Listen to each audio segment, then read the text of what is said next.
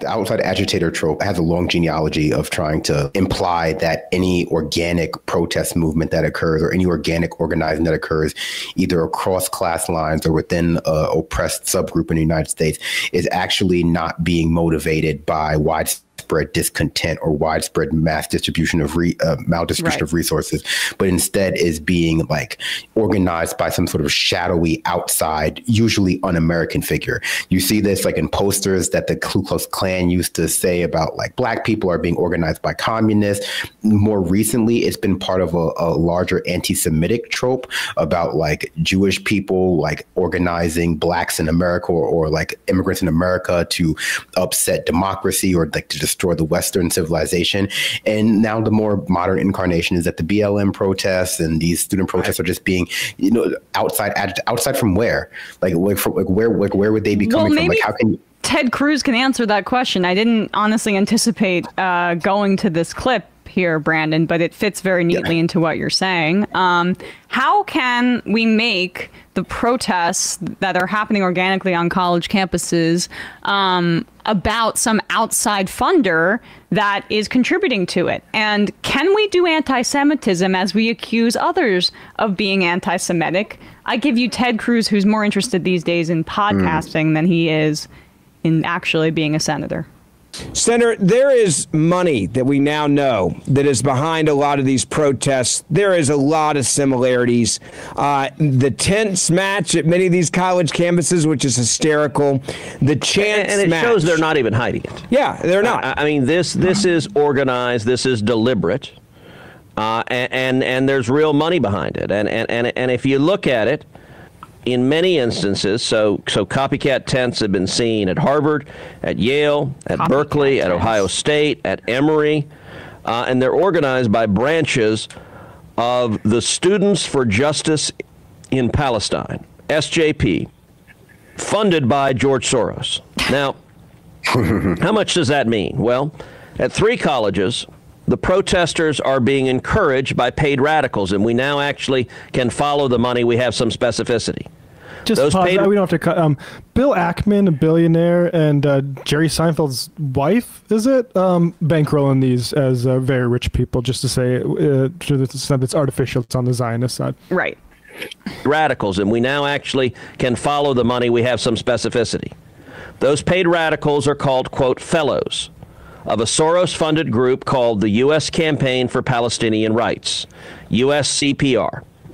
Now, USCPR pays up to $7,800 for its community-based fellows and between $2,880 and $3,660 for its campus-based fellows. Wow. In return for spending 8 hours a week. Can we just pause organizing campaigns led by Palestinian organizations. I want to make sure people understand this is not a little bit of money. This is big money. 8 hours a week, not 40 hours in the week. When you can make $3,660 for spending 8 hours a week, that's one day of work. And by the way, $7,800, that's $8,000 for 8 hours a week. Yeah. That's $1,000 an hour. That's like bribery to students almost. That's no. big money. Can you pause That's real money. So there's zero evidence that this money is going into the pockets of students. He's also seemingly conflating that large expenditure as salary per student for their pro-Palestine activism. I'm not entirely clear, but well, because it's made up. It's funny that Ted Cruz is concerned about funding and where it's coming from right now, because a complaint was just filed against him with the FEC about his alleging that Cruz may have improperly directed radio distribution and marketing firm iHeartMedia to send over $630,000 to the Truth and Courage PAC, a group dedicated to Cruz's re-election effort. So he might know a little bit about improper funding sources going to places where it shouldn't go. And like, as always with conservatives, this is projection. But I was surprised to see that it wasn't just Ted Cruz saying this. It's the Speaker of the House who went on News Nation and is saying this stuff. Bradley, if we have this clip. There's this is, I guess, the new Republican line that Soros is behind. America gives Israel $3 billion a fucking year. And it comes back to us with just lies and propaganda. And the idea that like a foundation money going to Students Just for Palestine is anything to do with the protest against genocide we're seeing is just a smear. It's a smear. And also funny that they're doing, like, the anti-Semitic thing is that George Soros is the great replacement guy. It's not ironic. Zionism depends on anti-Semitism existing. That's true. Herzl was an anti-Semite himself. He thought Dreyfus was guilty. That's why they would, in part of why the Jews needed a homeland. Like, and if there isn't a apocalyptic threat of anti-Semitism, then actually nobody thinks that Israel needs to exist. And so it depends on anti-Semitism. Brandon, go ahead. No, I was going to say, it's so, like you were saying, funny and so stark how, especially on the right wing side, they're just so used to using anti-Semitic tropes that even when they defend Israel, they just can't help but use not just anti-Semitic tropes, but to gesture to specific Jewish people who are like embodying these tropes. Like, not at least, but when liberals invoke these kinds of tropes, it's usually because they don't realize that they're doing it. When they talk about outside agitators or stuff like that, they don't realize the sort of deep history there of like disrupting civil rights by implying like that. But he just said, says George Soros. Like, oh, it's George Soros. It's just George Soros. Well, I mean, that's in part because many of the Christian Zionists that support Israel are massive anti-Semites. They want Jews to return to the homeland so they can die in the apocalypse so Jesus can come back. And some they'll save if they accept Christ as their savior. How benevolent. Well, only some. There's a fixed number of seats if you believe the Bible, which I do not. But did you see the Marjorie Taylor Greene thing that she tweeted out? That was very funny. Where so you saw it, Matt. So she's not going to sign the International Holocaust Remembrance Alliance bullshit. Yeah. Well, I was going to say the anti-Semitism bill, but I realized that sounded kind of silly. But she's not going to sign it because some of the anti-Semitism that she practices in, like, right-wing evangelical communities, like would be inadvertently captured under that bill. That's so amazing. And Mike Johnson, speaking of the Christian Zionists, he is one of the biggest ones in Congress. He's also repeating this trope here on I guess News Nation.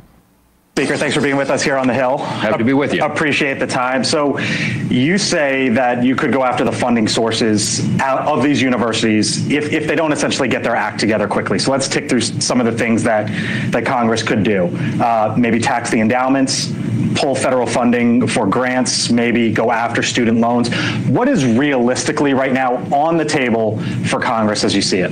Well, we have deputized our committees of jurisdiction. There's a number of committees that touch on some element of this. It's not just the House Education and Workforce Committee, but it's also Judiciary, it's Ways and Means, it's the Energy and Commerce Committee, it's Science, Space, and Technology. Some of the committees have jurisdiction over the grants that are given to these universities. They collect billions of dollars. There's a lot of federal funding that makes its way into these institutions, and if they cannot respect the most basic constitutional rights, the civil rights of their students, and protect them, their safety, then they don't deserve to be funded by the taxpayer. What about the endowments? Well, these are tens and tens and tens of billions of dollars. Yeah, there's a lot of discussion about whether they should be taxed. They also get very generous tax benefits as they operate as nonprofits. All that is on the table. There'll be a lot of discussion, investigation. We have to do what we must to stamp this out. This anti-Semitism movement is dangerous. This is not constitutionally protected free speech. I was a constitutional law attorney. I ironically used to litigate campus free speech cases. Okay. This is far over the line. This is inciting violence. They are physically threatening fellow students, closing campuses down, occupying buildings, destroying property. These are common criminals, and they need to be treated as such. The White House has condemned this. We have heard from the press secretary. We have heard from statements from the White House, but we haven't heard from President Biden himself since April 22nd in basically a 10-second or so moment on camera.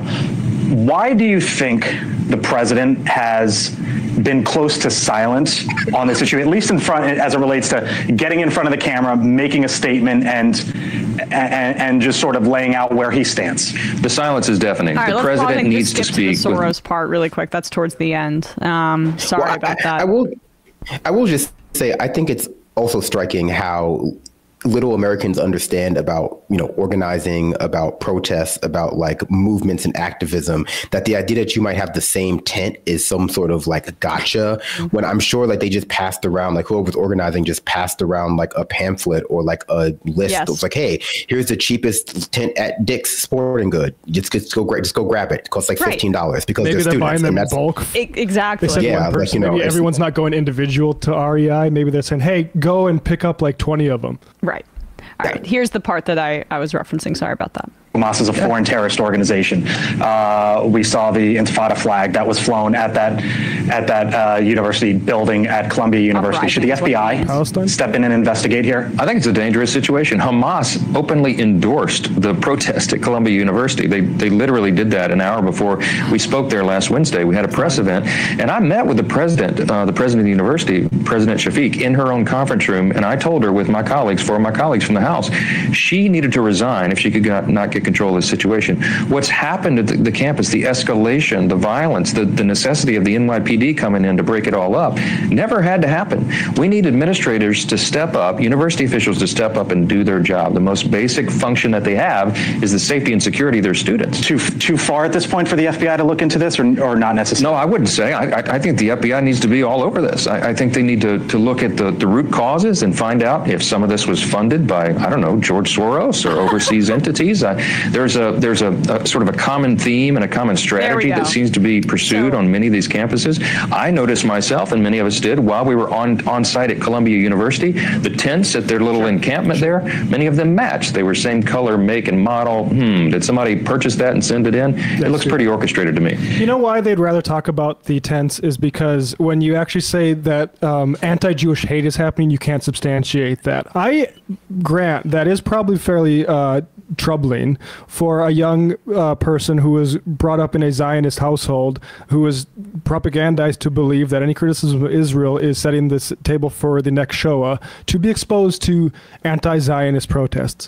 What we owe those students, ironically, given all this attack on DEI, or is a trigger warning that you are about to receive a certain type of education that might be difficult for you. And that's all. That's all that, and also, of course, everyone's safety, including the anti-Zionist protesters themselves, needs to be protected. But like, as far as anti-Israel chants being violence, that is a lie setting a pretext for cops to go in and smash heads of protesters. It's also, it's also setting the groundwork, not to disaggregate it from what's going on in Gaza, but to set the groundwork for future protests in the United States of America being tamped down for being like anti-American. Because, it's a hop, skip, and a jump from like, oh, well, anti-Israel protests are illegal and anti-Semitic. So what's going to be the excuse for like making anti-American protests illegal? I mean, they're already basically illegal in most states at this point. Well, I guess not most, but 2/3, let's say, depending on like how your governor is. And so like it's hard to see people chant for this stuff, especially as reproductive rights are quote unquote on the ballot. And if the ballot doesn't get reproductive rights back in some of these places, what exactly is the next step that people are going to take? Ultimately it's taking to the streets. And if you imagine that these protesters are going to be treated different than the women marching for reproductive rights, I got bad news for you about how cops treat women. Yeah, exactly.